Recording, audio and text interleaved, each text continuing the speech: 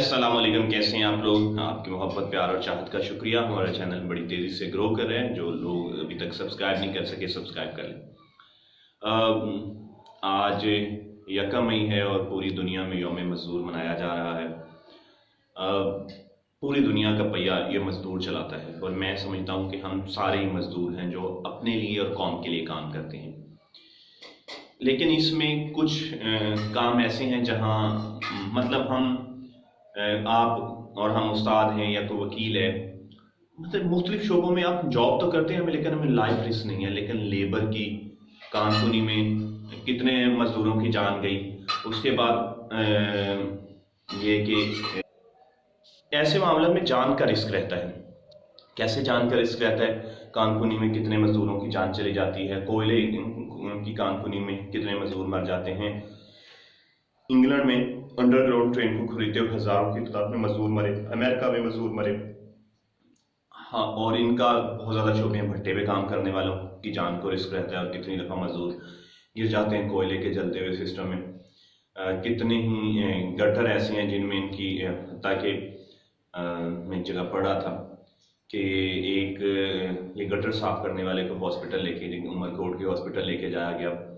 वो वहाँ बेहोश हो गया था। वहाँ डिफरेंट किस्म की ख़तरनाक गैसें होती हैं जो आपस में रिएक्शन करने के बाद ख़तरनाक हो जाती हैं।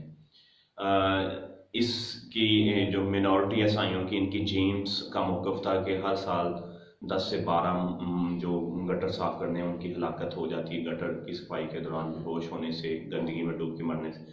उसने कहा जनाब मैं तो रोज़े से हूँ, इसके तो कपड़े गंदे हैं तो इसके कपड़े से नहला के लाओ, मैं फिर इलाज करूँगा। और मज़े की बात है ऑक्सीजन सिलेंडर में ऑक्सीजन ही नहीं थी और उसकी वहाँ डेथ हो गई। शफीक एक ईसाई हैं, उसने बताया कि वो पिछले 20-25 साल से मजदूरी कर रहे हैं। वो अपने बच्चों को पढ़ाना चाहते हैं, इसलिए पढ़ाना चाहते हैं कि उसके बच्चों को गटरों में नहीं उतरना पड़े, क्योंकि उसके दादा यही काम करते थे, उसके बाप यही काम करते थे और वो खुद भी यही काम करता है। ये बेसिकल दल्लत एक हिंदू कबीला था जो बाद में ईसाई हो गया और वो वडेरों के लिए काम करता था।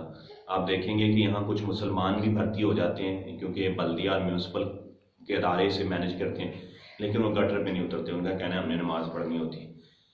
99% काम ये ईसाई करते हैं और उनके लिए फास्टी किट नहीं है, लाइफ रिस्क अलाउंस नहीं है उसका। और अदर ये है कि पाकिस्तान का सिस्टम ऐसा हो चुका है कि वो हाथों से गंदगी साफ़ करनी पड़ती है। वो कपड़े चेंज करते हैं, वो गटर में उतरते हैं, हाथों से उस गटर की और आपकी गंदगी को साफ़ करते हैं, क्लियर करते हैं ताकि आप साफ़ सुथरे रह सकें। सो आज का दिन इन तमाम लोगों को, जिस तरह से हमने डॉक्टरों को कोरोना में खराज तहसीन पेश किया, खराज तहसीन पेश करने का है कि हम अपने पास मज़दूरों का इतना ख्याल रखें, उनके बच्चों की तालीम का इतना ख्याल रखें कि उन्हें मजदूरी ना करनी पड़े, वो खुशहाल हों, हमारी तरह बेहतर ज़िंदगी गुजारें और हम अपना सीवरेज निज़ाम बेहतर करें कि हम मशीनें सफाई करें